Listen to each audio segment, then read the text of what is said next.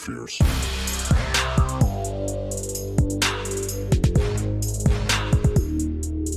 Downright Fears.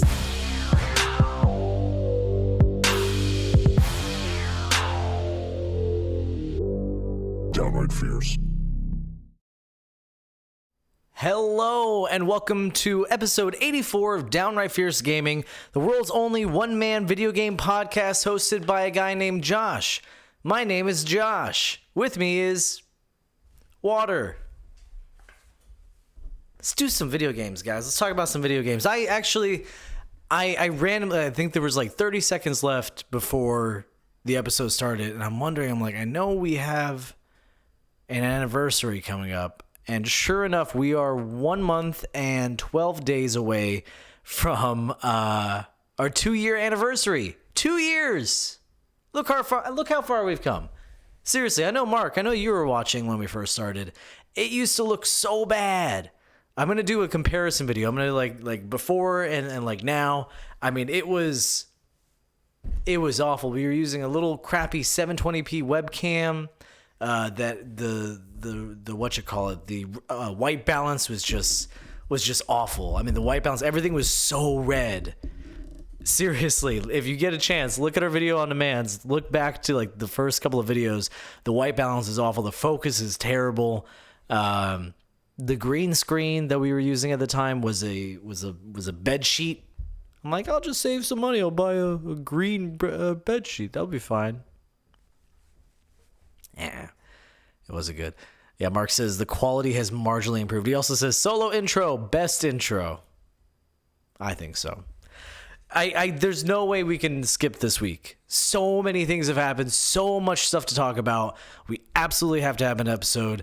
It's difficult moving to a new area and finding, people to co-host with me because, I was in Jacksonville for years and I had lots of friends who play video games.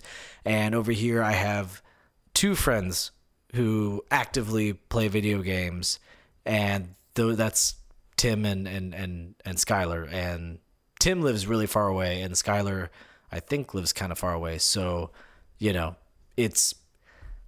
need to make friends, is what I'm saying. I need to make more friends. I have friends. I'm cool with the level of friends I have, but I need to make more friends for the show. So, bear with me. Because until then, occasionally we will have to have these one-man episodes. If it's a slow news week like last week was, then we'll just do a Jackbox night. Otherwise, we'll do these. But the show will continue. The show will get even better because, like I said, we have that theme song coming from MC Lars. I got an update. Well, actually, I'm going to be even more honest with you guys. Turns out, he was waiting for the approval to say, yeah, I like this, let's go through with it. And I thought I replied to him, and I didn't. So the reason why it's taking so long is because I didn't actually reply to him. He said we should have it by March, though. So, my bad. But that's coming. And I don't know if I've mentioned it before, but he said that he's going to promote the episode that it's on his page, and we're going to get, things are going to get really, really good. Things are looking up for Downright Fierce Gaming. I'm very excited. And even if it doesn't, I'm still going to do this because this is awesome. All right, let's go right into Fierce News. I'm not going to scream. It's weird to scream by yourself.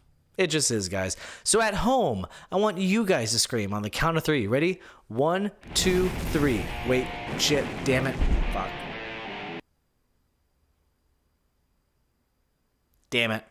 I hit the button at the wrong time.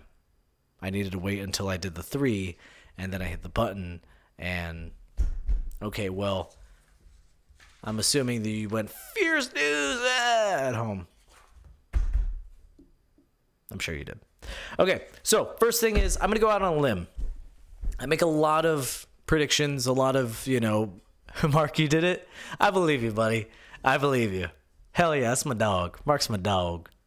Mark is mentioned in the song, too, the theme song. Anyways, so I make a lot of predictions. I feel like they're pretty either safe predictions or have a lot of evidence behind them. Now, people are pretty torn on Death Stranding. Half people are saying, oh, my God, it's going to be the greatest game ever. The other half are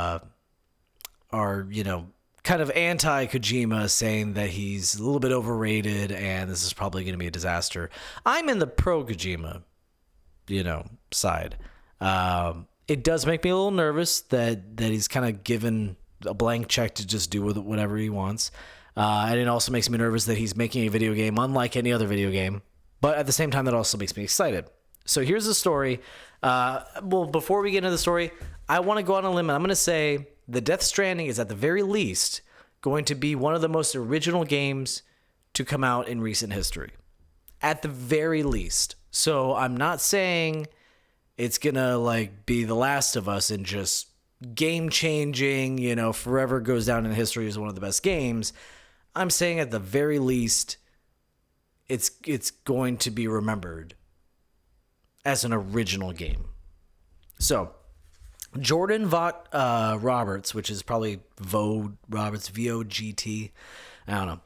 The director of the upcoming Metal Gear Solid movie recently tweeted, "So, Hideo Kojima let me play Death Stranding. The world is next level immaculate. It's like freebasing pure Kojima and Shinkawa.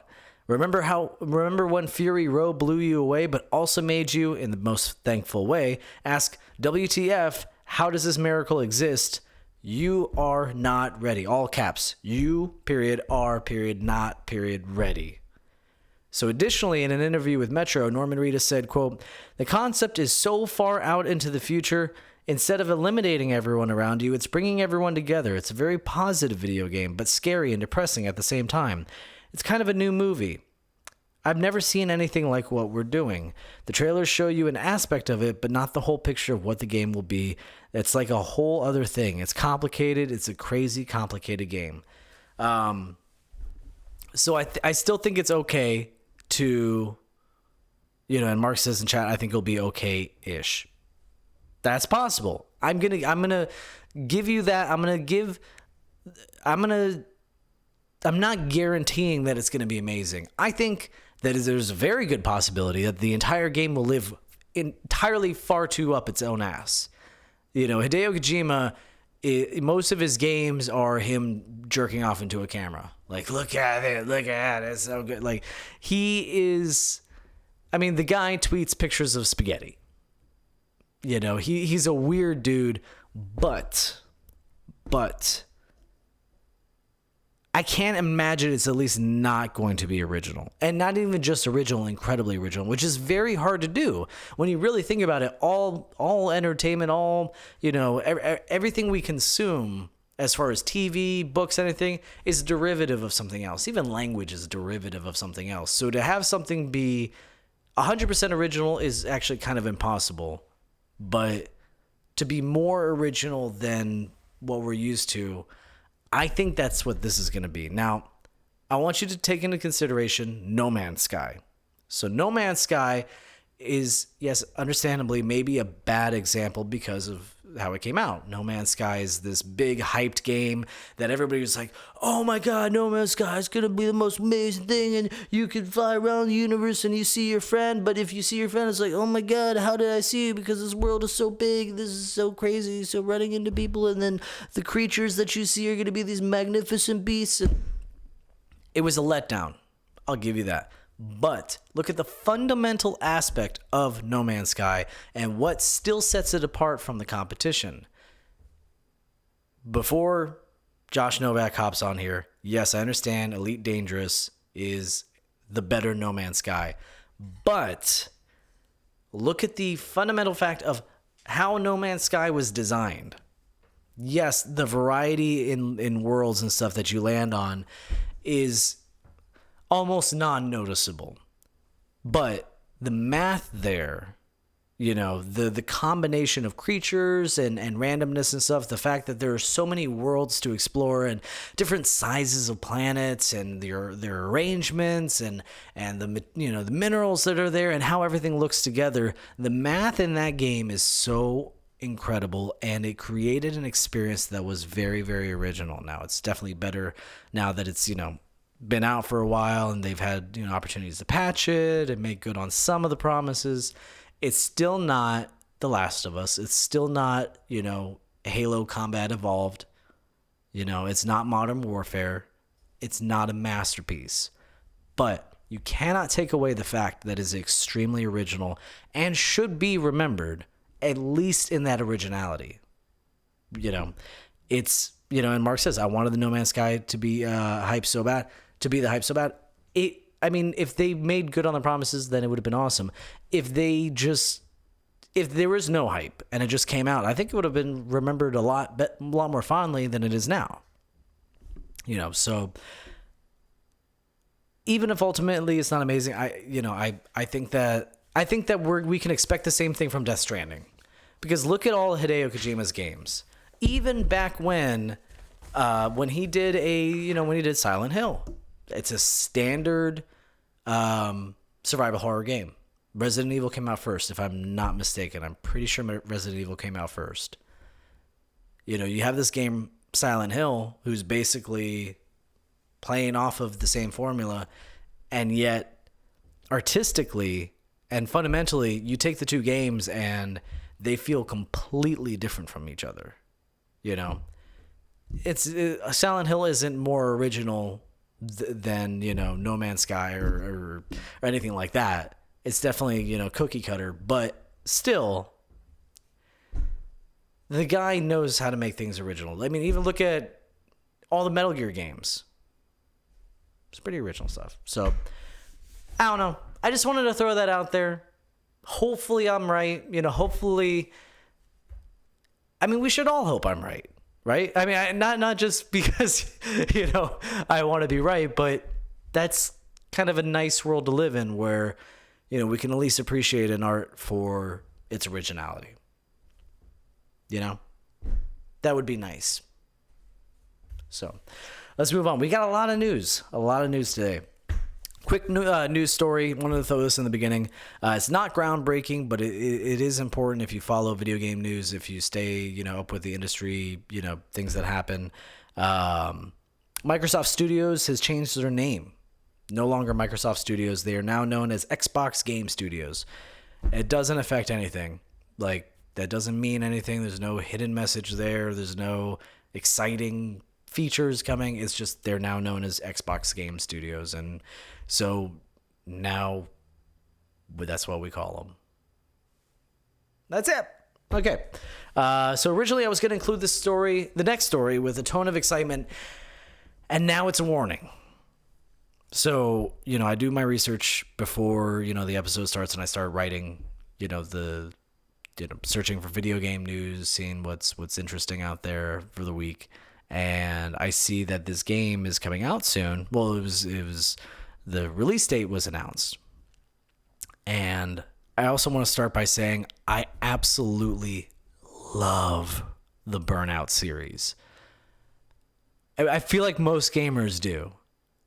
If you actively play games, I feel like you, for at least long enough to have enjoyed the Burnout series, you have some fond memory of a Burnout game. So earlier last year, I want to say it was last year, maybe even a year before that, because we've been on 2 years now.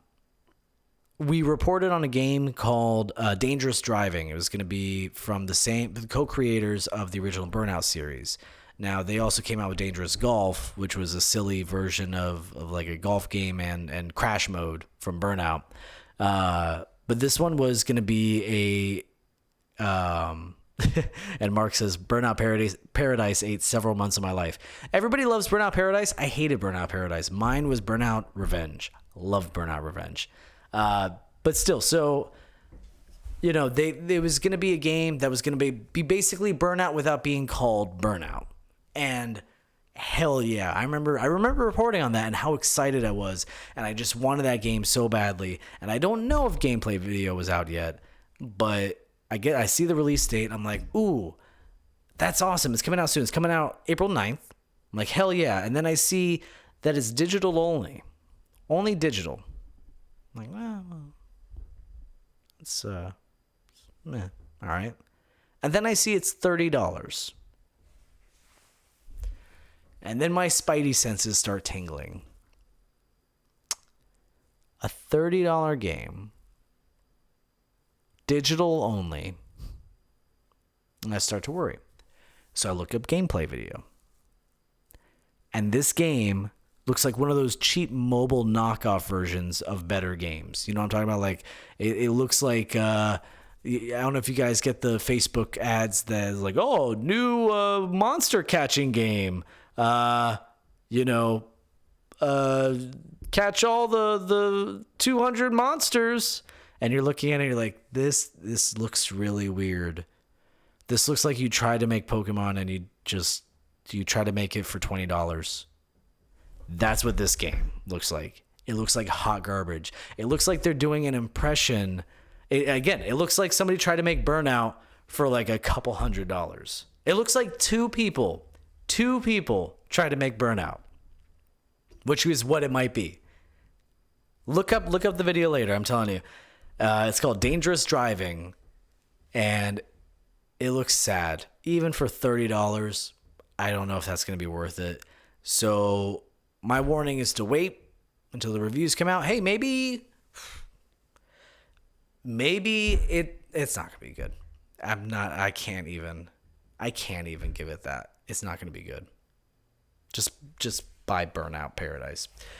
Okay, moving on.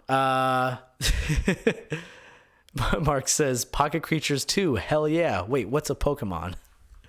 Okay, so moving on. We've been hearing rumors about Microsoft Scarlet, and we've been speculating on the future of the video game industry. You know what I'm talking about, all the streaming and stuff.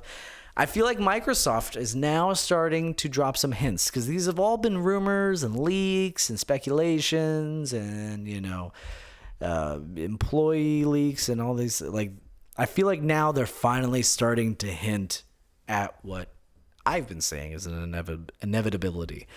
So the head of global gaming partnerships and development at Xbox, Sarah Bond, recently spoke at DICE 2019. She said, quote, out of the 8 billion people on the planet, 4 billion of them are digitally connected and 2 billion of them are gamers. By 2030, the 8 will become 9, the 4 will become 5, but the big number is of the 2 billion that will become 4 billion. Nearly half of the world's population will be playing video games. We envision a world where you can play. I knew it. I was going to do this. God damn it. I had a feeling I was going to mix up my papers. I knew that was going to happen. Here we go. No, we're good. We envision a world where you can play any game with anyone on any device. A world where game connects each and every one of us, of those 4 billion players.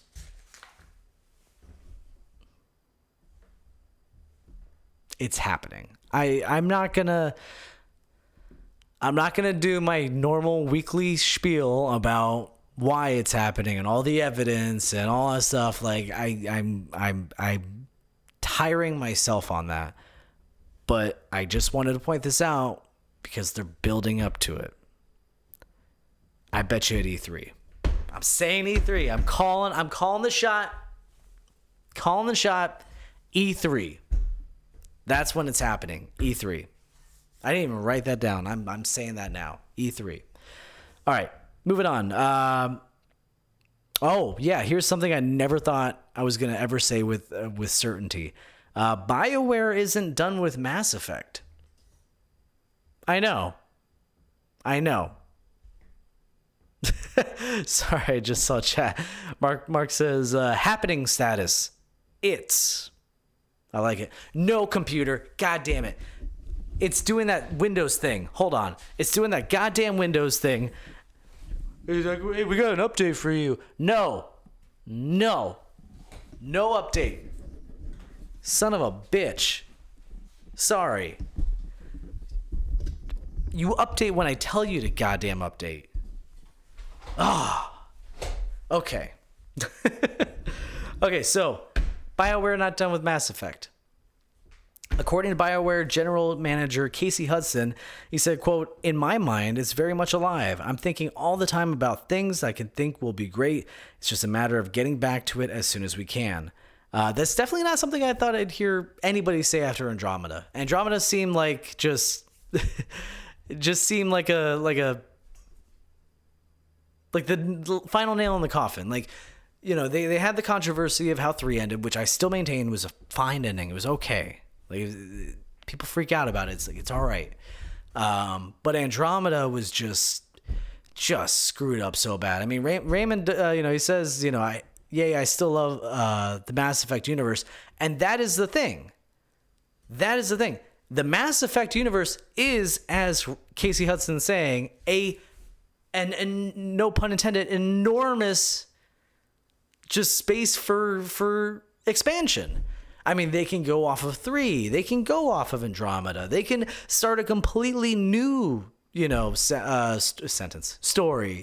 There's so many things they could do there. They have so many rich characters with rich history, rich races with rich history, and there's so many things they can do. I agree with you that absolutely there should be a new game, but the fact that that's going to happen after the Andromeda fiasco, I'm surprised. Hopefully they'll be allowed. Hopefully they'll get the funding. It's EA, right? I think it's EA. Hopefully that'll happen. Lindsay says, you don't want to update Windows in the middle of your live stream? I hesitated before I ran over there. I did. I hesitated. I'm like, ooh, updates are fun.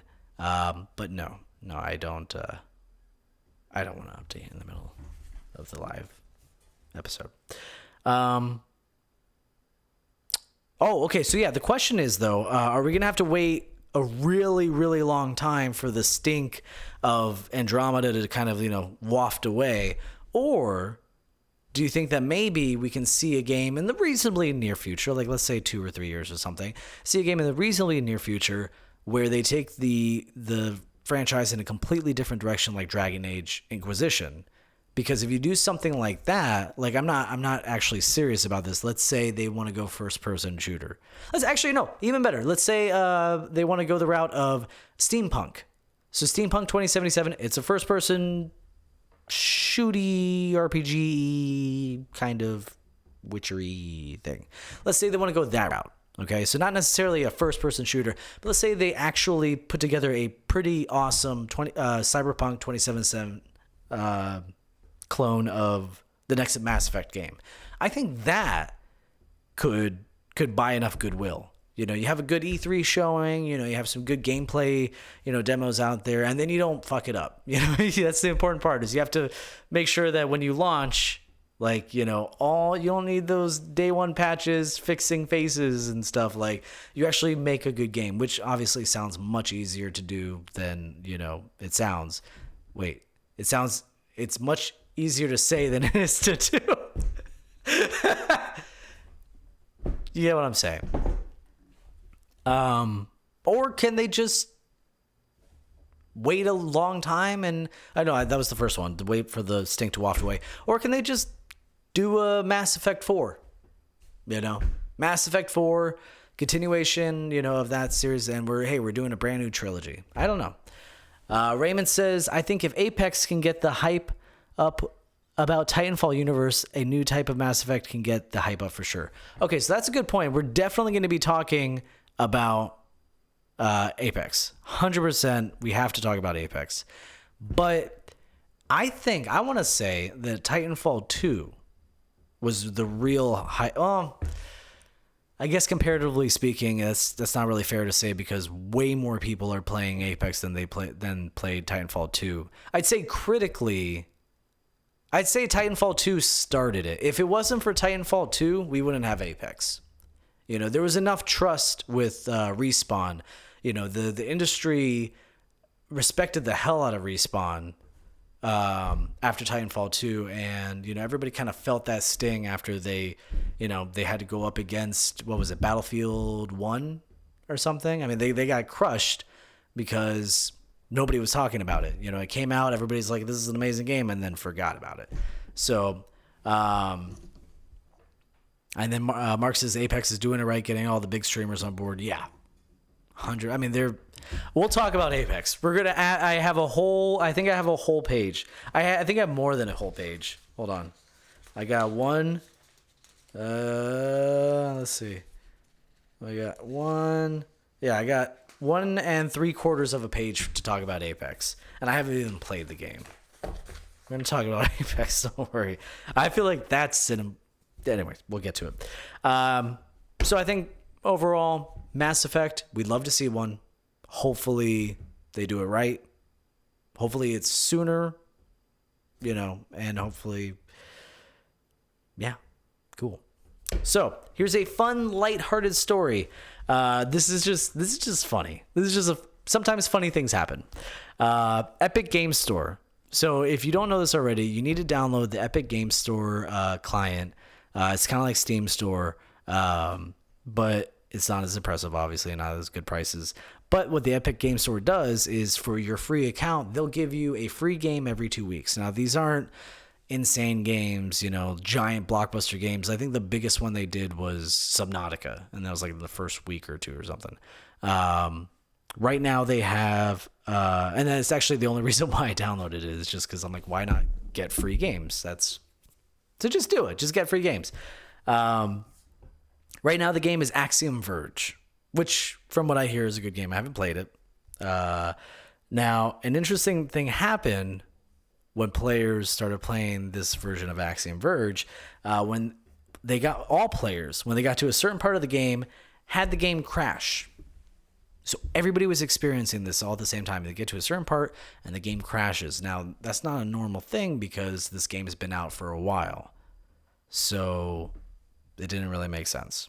They're not changing platforms. There's no recoding. Why is the game crashing for all these players at the exact same moment? Now, if you've heard this story, don't spoil it in chat, okay? Let other people go for a ride. It was universal for every player. At the same part, it was on a level where a certain sound effect played in the background. Okay?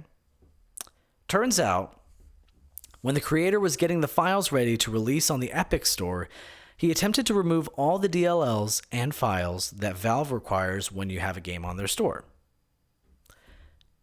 So what he did was he excluded all the files with the word Steam.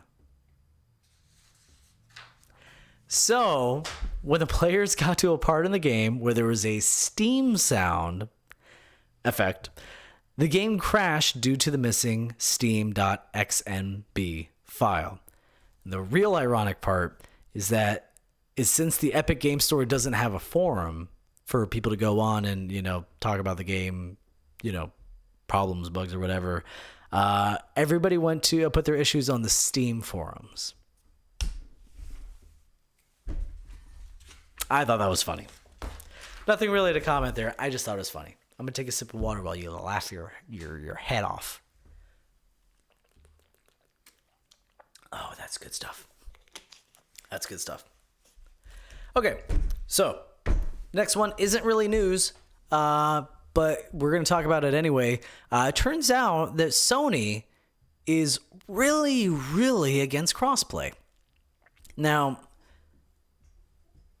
I know, but check this out.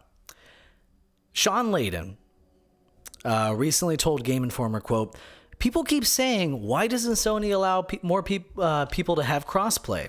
We're open for business on this one. All it takes is for publishers and developers who wish to permission it. As ever, just work with your PlayStation account manager, and they will walk you through the steps that we've learned through our partnership with Epic on how this works.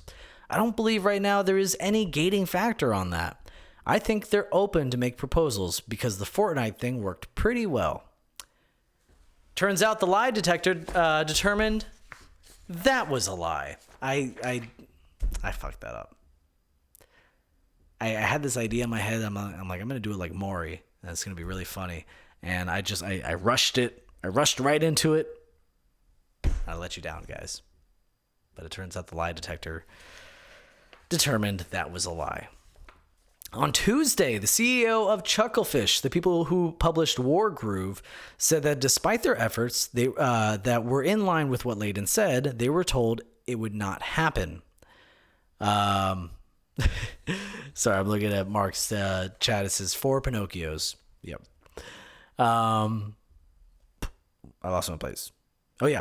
So he posted, quote, "We made many requests for crossplay, both through our account manager and directly with the higher-ups, all the way up until release month. We were told in no uncertain terms that it was not going to happen. From our side, we can literally toggle a switch and have it working. Of course, policy work might be more complicated for Sony. Just wanted to provide some balance on the issue and say that it certainly isn't a question of developers having not contacted their account managers or having dropped the ball. We were told no. So we already kind of know how easy it is for developers to implement the technology. It happened back when Epic was doing the whole, I think is when they first launched consoles. When they first launched on consoles, they accidentally, which, I mean, I put that in quotes, but it is kind of a possibility. Maybe it was actually an accident. They accidentally allowed crossplay between Xbox and PlayStation. They're like, whoops. And then we're seeing, oh, wow, it is so easy to do this. Sony, what's up? And the pressure, and finally like, all right, yeah, well, we figured it out, and here's crossplay. Thanks, bro. But here's the problem now with just the show that I'm doing right now. I don't know what else to say about this because I can't comprehend the logic behind lying publicly about something that so many people know you're lying about. Like, it's one thing if it's a secret. If you know, I mean, it can't even be a secret. It's not a secret. Like, they're denying people. They're like, no, we're not denying anybody. Obviously, people are going to be like, yo, no, hold on. We did all that. He is flat out lying. I don't understand. So, I mean, and I would get the lying if it was a big money maker. If it was like, oh, we have to, otherwise we're going to lose money. But it's crossplay. It's so insignificant compared to just flat out lying about it. I have nothing else to say because it doesn't make sense to me. It doesn't make sense why you would take the chance, even just taking the chance that anybody will call you out on your bullshit, to lose that much goodwill with your fans. I mean, he said that, I don't know. I don't get it. I don't know. I got nothing, guys. I got nothing. All right, let's move on to some amazing news, some fantastic news. I know Jacob was extremely, extremely excited about this. The Legend of Zelda Link's Awakening remake has been announced for Switch. I'm going to before we get there, it's planned for 2019 release. They showed gameplay with brand new art style. Looks really cool. And it's still top down, but it's fully 3D animation. Don't know anything else yet. I'm going to confess something. I think you can tell by the tone of my voice. I've never played it. I know. Some argue it's the best Zelda game. I've never played it. I am so excited to play it. Oh, that was a really gross sounding burp. But I've never played it. I've never played Link's Awakening. And this is a great opportunity for everybody who hasn't played it. I mean, that game's pretty old. So I'm really excited to play it.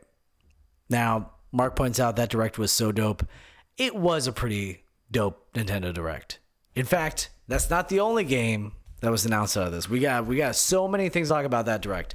Number one thing, not the number one, but one of the things is Super Mario Maker 2 was announced. Now, I feel like every single person who's part of the whole, Pets initiative, Pets, port everything to Switch, who've been screaming, Super Mario Maker, where the fuck is it? It's so easy to implement. It's just the same goddamn thing. Where is it? Oh,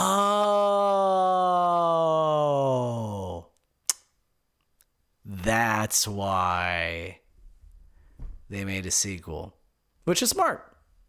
It's smart because I can't imagine it was that hard to make a sequel to Super Mario Maker 2.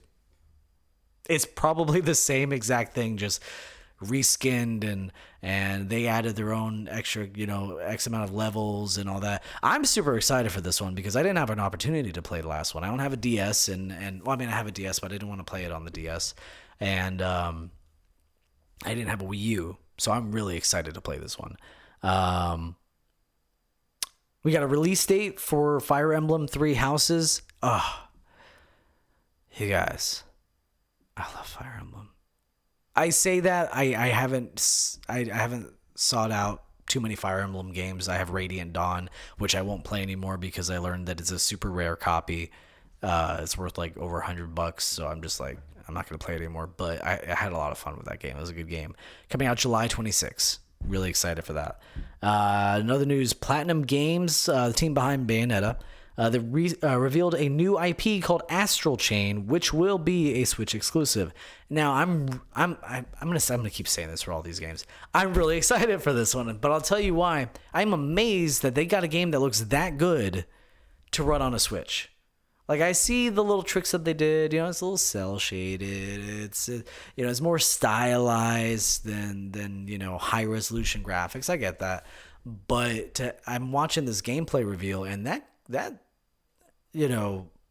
frame rate, that's what word I was looking for. That frame rate is really smooth. Surprisingly smooth.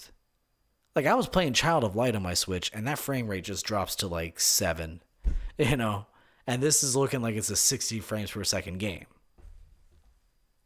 Now, obviously, there's optimization and all that. I mean, that's how they got Doom to look as good as it does. But still, I'm excited for that one. What else do we got? Oh, yeah. Okay. If you don't know about this is going to blow your mind. Because I'm looking at the announcements. I'm like, wait, what the fuck? Okay. A new Battle Royale game for the Switch.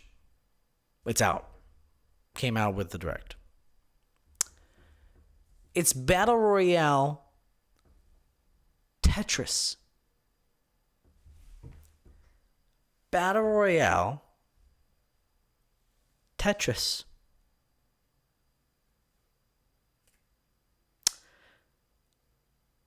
It's free to play for Switch Online subscribers. It's called Tetris 99, and you play against 98 other players. Last one standing wins. And there's something weird about it, like, when you clear, blocks and stuff, and you attack other people. No, I'm good. That's weird. That's weird. Mark didn't like it either. He says, I didn't like Tetris 99. Yeah, it's weird. No, thank you. Maybe if you're really good at Tetris, that's fun. I don't know. Not fun for me. Here's oh my god, and another one that I can't believe is actually coming to Switch. Hellblade: Senua's Sacrifice. Now, I mean, I looked at the little bit of the videos that they were showing. You could tell it's been down-resed. Definitely. But part of what made that game amazing was the graphics. So, I mean, the story is really what I know I just said what made that game amazing was the graphics, but story more than graphics, but the graphics carried the story. So hopefully, I mean, I've never played the game, but I do my research with these games. This is definitely not the place to play it. I'll tell you that. But if you have no other option, then yeah, you should play Hellblade: Senua's Sacrifice because it won a whole bunch of awards and is very good. It's coming 2019. Even crazier, Assassin's Creed 3 Remastered. That one, because I'll tell you this, graphics-wise, you can down-res things. You can, there's lots of tricks around that. You can get rid of the shadows. You can do, lots of stupid stuff. Assassin's Creed requires like a pretty serious CPU.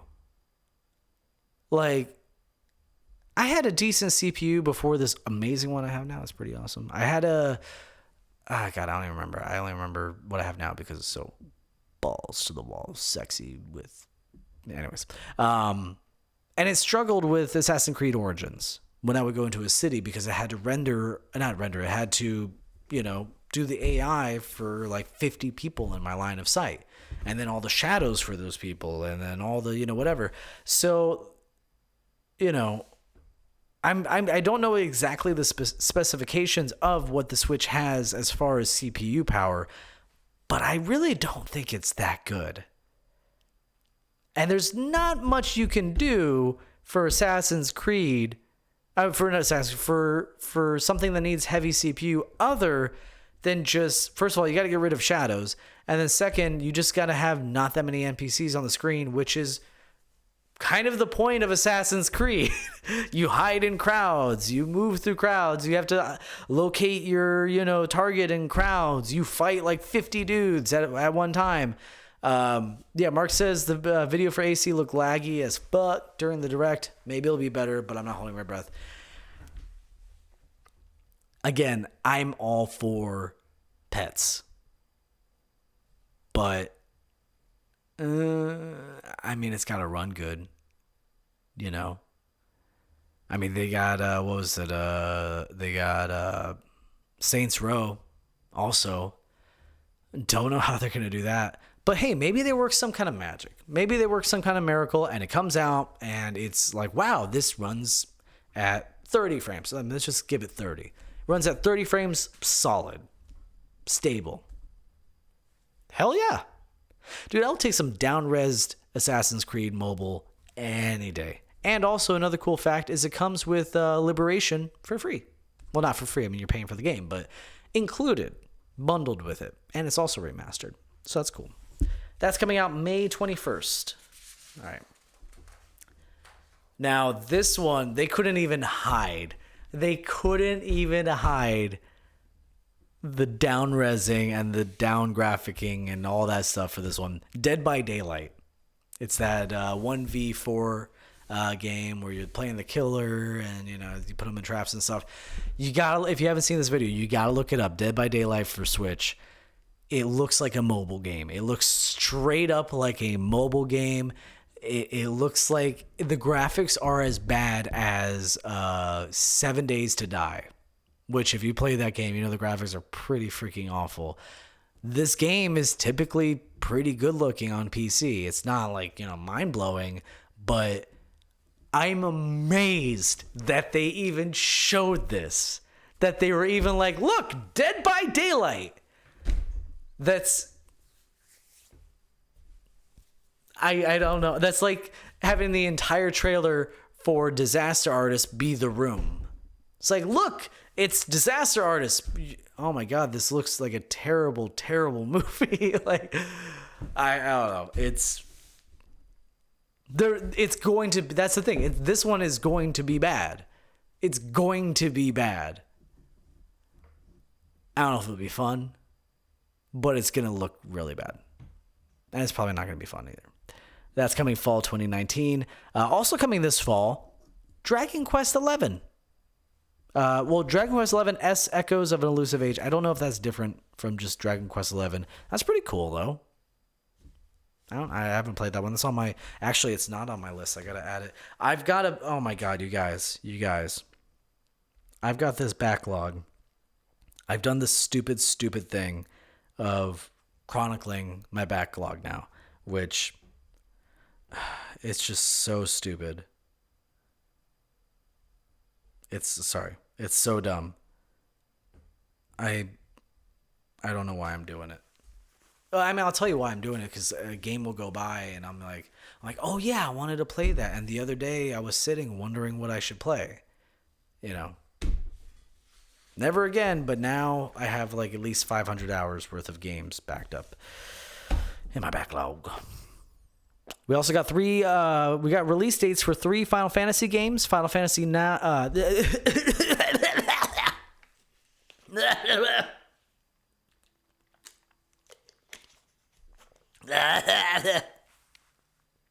Oh my God. I get a tickle in my throat. Jesus Christ. Final Fantasy 9. Final Fantasy 9 is available now. They did that whole, and it's available now. That's awesome. That was so cool. Final Fantasy 7 on March 26th. And Chocobo's Mystery Dungeon, everybody. Buddy. Like, not body, everybody. March 20th, my birthday. That's my birthday. We also got a release window for Ultimate Alliance 3 this summer.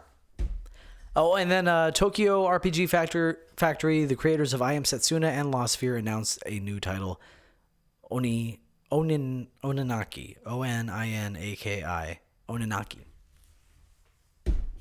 Looks pretty cool. And with that, it is time to talk about the biggest game right now. Mark says Final Fantasy VII overrated. Come at me. I'm not even going to argue. I tried playing it, and there are better games now. It's like GoldenEye. But the part of the reason why I didn't like it is how grindy it was.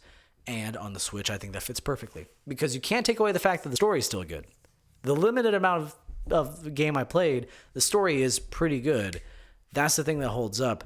The gameplay and the grindiness of it is what makes it, makes it not as good. Because we have new games that perfected that grind. But on a Switch, you're busting it out of the DMV, busting it out on bus or train or whatever. That's when it's good. Waiting for an appointment. It'll be good to grind. Okay. Apex Legends. It's the last thing we're talking about today. Wow. Talk about a goddamn launch. For those of you who don't know, Apex Legends is a new battle royale game similar to Fortnite and PUBG that combines typical battle royale mechanics with hero shooter mechanics. So basically, it's Overwatch meets Fortnite. This is a new game from Respawn, who are the developers behind Titanfall 2. I wrote Titanfall 3. I don't know why I wrote 3. I don't know why I'm going to change that because I'm just going to throw away this paper, but Titanfall 2. The game stealth launched after a few leaks and then hit amazingly insane milestones super early on. Hit milestones that Fortnite didn't even hit. Like, it's insane. In the first 72 hours, it had 10 million players. Mark says Fortnite Who. It's possible. 72 hours had 10 million players. On the first day, it was confirmed to have 2.5 million players, which means it jumped up 7.5 million in the next 2 days. The game also hit 1 million concurrent players in those 3 days, which is just impressive. Now, here's the genius part, is the fact that they stealth launch. Now, what I mean by stealth launch is that they didn't have any hype. They weren't, pushing it at E3 or, game trailers or anything. They basically, people knew that Respawn was working on something. They didn't know what. And I think there was even a leak early that said that they're going to come out with something early this year or something like that. Nobody knew what it was. And then there was the leaks about that it's Apex Legends. And then bam, it's out. Now, here's the reason why you stealth launch a game like that. Let's look at the factors. 1, it's a free-to-play game with microtransactions for cosmetic items and loot boxes. It's published by EA. It's from the company that made the critically acclaimed Titanfall 2, and although it's in the same universe, it's not Titanfall 3. And it's number 4, it's yet another battle royale in an increasingly flooded market. Also 5, it's published by EA. Now, if you don't know why I keep emphasizing that EA part, EA is responsible for basically all the not responsible, but they were the biggest focus for the microtransaction and loot box fiasco of 2018, which makes it sound more epic than it was. But they were the focus of a lot of that hate, and a lot of it was for Star Wars Battlefront 2, and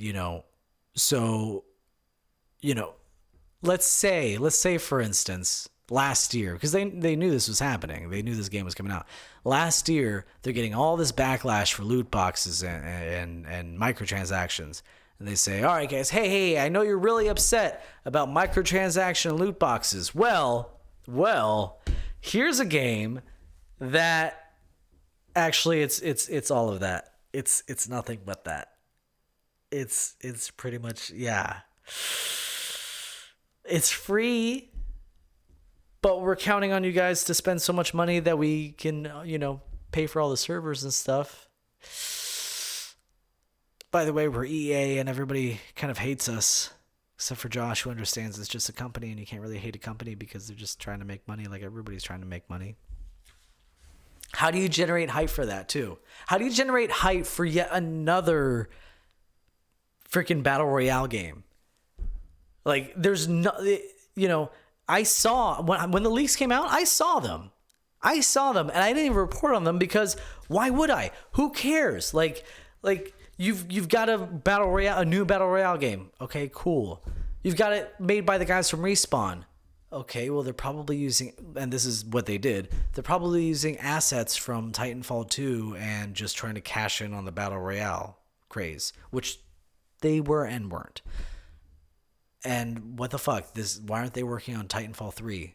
That's stupid. Like, there's nothing about this that seems interesting. And EA, and microtransactions, and loot boxes, like, there's nothing about it that's interesting. So, you stealth launch.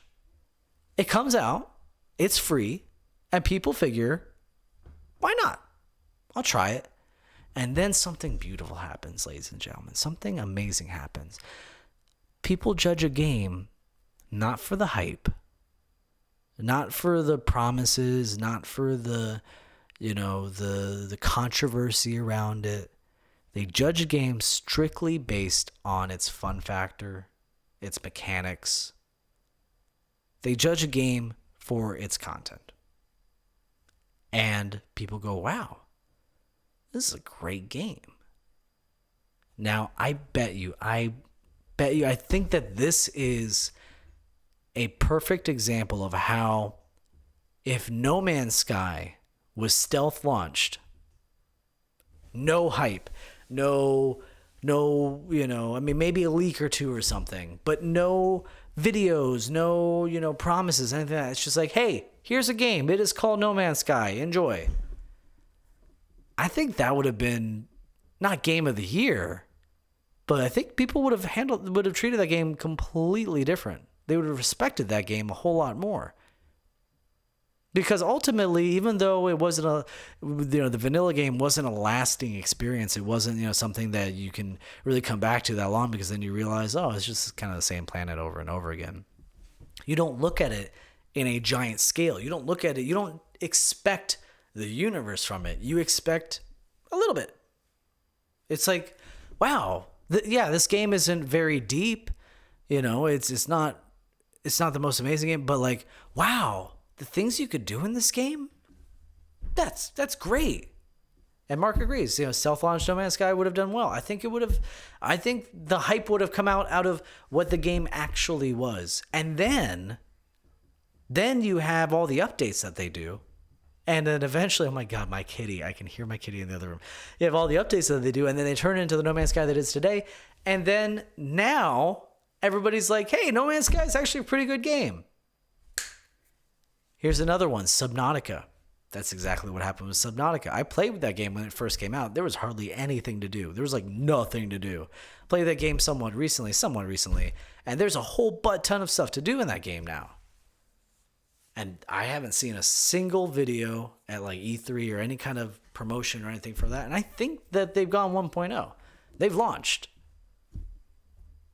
And people judged it based on the content, which is a fantastic game.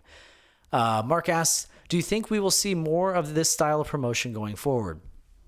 So that is the question, right? Like, the problem with this, I'm going to answer your question first. No, I don't think we will. Because the problem with this is, what? You need a good game. You need, like, this isn't just, No Man's Sky was a pretty good game. This has been regarded, I haven't played it, but this is regarded as a fantastic game. Not like a perfect 10 or anything, not a, anything like that, but a lot of people are like, yeah, this is a solid game. You need the content to back it up. If we never heard of Resident Evil 2, the remake, and that stealth launched, yeah, that's gonna, I mean, again, we never heard of Resident Evil at all. And that came out, people would be like, holy shit, this is fucking amazing. Even with the hype, it came out to be amazing. But you have a game like, come on, think of a game. You got a game like, I hate to say it because I played it recently and it's just, okay. Soul Calibur 6. Soul Calibur 6 stealth launches, and nobody's really talking about it because it's good. It's good. It's a good game. Am I obsessed with it right now? Can I not put it down? No, I've put it down plenty of times because I got a lot of really good games to play, and I'd rather play those games. It's good, but that is not going to generate any of its own hype. So what I will say is I think that maybe, because game developers aren't idiots. They know when they have a giant hit on their hands, they have a game that they're like, yeah, this is tits. Even if they don't believe that, they'll try to sell you on their game, even if they know it's garbage. They're like, oh no, but you can do stuff though. That's cool, right? Like when they know that they have a hit, and they knew that they had a hit, I think they will take the chance and just go for it. Now here's my favorite quote from the lead producer. I love it. It's Drew McCoy. He says, quote, "Our goal for this game and our community is to be very transparent with them. To be completely honest, we know this game has skepticism around it. It's not Titanfall 3. It's a very different game than everyone expected. It's Battle Royale, which for some people is a fad right now. Instead of trying to convince a skeptical audience over a period of time with marketing and interviews, why not just let the game speak for itself? The best antidote for any skepticism is to see and hopefully believe." Now, believe me or not, doesn't matter. I looked up that quote after I drafted my opinion about it. I'm like, stealth launch the game. This is a great idea because, basically everything that he said. I'm not trying to take credit for, especially when I'm the one reading, all this stuff, but I kind of did call it. It doesn't matter. It doesn't matter. Mark says, big gamble to save the marketing budget to push into production on a meh title. Yeah, that's the thing. And actually, that's another good point, that they saved money on the marketing. Now the game just markets itself. People are just talking about it. Like I was doing a search for information on this game, and it's being reported on CNN, Forbes, like it's all over the place. So, and they also, this is great. They also wanted to make it clear that it was not EA's idea because it sounds like an EA-ass game. Like everything about this sounds EA. Microtransactions, loot boxes, free to play, using old, assets from another game.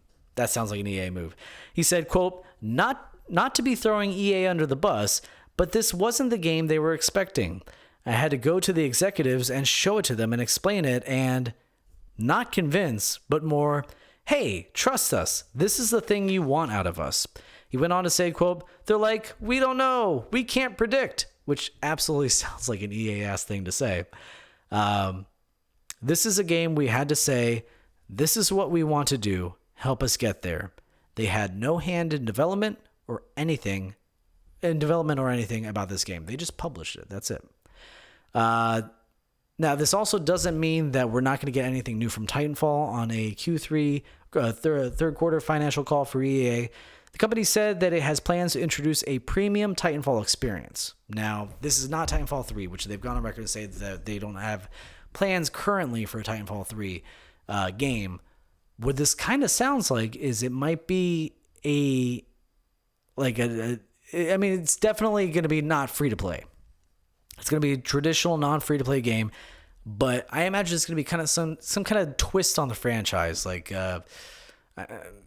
definitely not this, but I don't know. This is a hero shooter, like a kart racer. Obviously not a kart racer, but maybe. Oh, how about like a space shooty game, or a mech arena kind of. Oh, damn, that'd be fun. A Titanfall fighting like arena game, where you hop in a Titan and it's just Titan versus Titan. I don't know if they probably had that in too. I don't know. But chances are it's going to be something like that. We did it, y'all. I did it. Did it all by myself. It's hard to do an episode by yourself. It is. You don't have a chance to drink your water. Your throat starts going dry and you start making funny sounds on the mic. But thank you guys so much for watching. We have live recordings every Sunday at 8:30 Eastern Standard Time on Facebook.com/DownrightFierceGaming, YouTube.com/DownrightFierceGaming, and Twitch.tv/DRF Podcast. You can listen to new episodes every Monday on iTunes, Podbean, Google Play, and Stitcher. You could also buy a t-shirt if you feel like it. You can go to teespring.com/DownrightFierce. Gaming? No, Downright Fierce. I don't have my script in front of me. God damn it. Or you can go to our Patreon.com. You can go to Patreon.com/DownrightFierce. That one's Downright Fierce. Or it's Downright Fierce Gaming. Just do either one, and whichever one pops up with the appropriate stuff, then you're at the right place. And that's where you can support the show. You can help pay for these awesome tiles, which I have more plans to do with this room. I'm going to make it even better. Everything's just going to keep improving. It's going to be great. $2 a month gets you thanked at the end of the episode. So we want to thank Mark Mayfield. Thank you very much, Mark Mayfield. We want to thank Tristan Haynes. Gracias, Tristan Haynes. We want to thank Brian Altano, Damon Hadfield, and MC Lars for letting us use their music. We also want to thank our executive producers, Brian Kizmetsky, Carolina Jarvis, and Andrew Kirkendall, Face Kicker. So with that, we do what we do every week, and we leave you with a music video. I've had this song stuck in my head all freaking week, and I'm like, this is going to be the music video. It has to be. This is from the Christopher Donald Stanton. It's his band. This is Marion Crane, Chemical Burn. Enjoy, and we'll see you next week. Bye.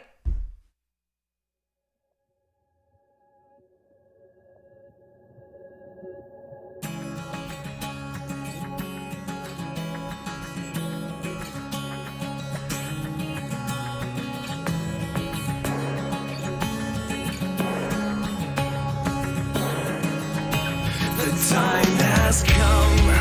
I can see it in your eyes. It's the little things that destroy this confidence, leaving me astray, leaving me today. You're gone. This imbalance I can't mend. Things will escalate, left alone inside this head, and I'm murdering anything I can.